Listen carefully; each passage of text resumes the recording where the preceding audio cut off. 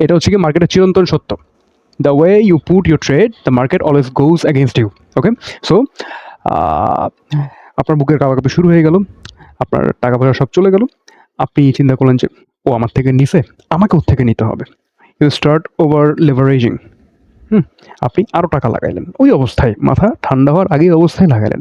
লাগাতে লাগাতে লাগাতে লাগাতে আপনার যতটুকু স্টপ লস আপনি প্ল্যান করছিলেন তার 4, 5, 10 গুণ বেশি আপনার টাকা চলে গেল।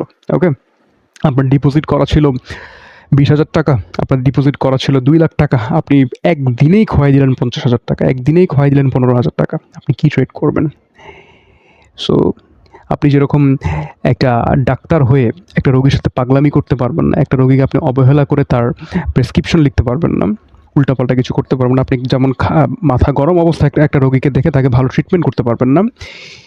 You cannot earn money from here with a গরম মাথা। আপনি মাথা গরম করে এখান থেকে কোনো দিন আর্ন করতে পারবেন না। আপনাকে গুছানো নলেজ লাগবে, আপনার ঠান্ডা মাথা লাগবে।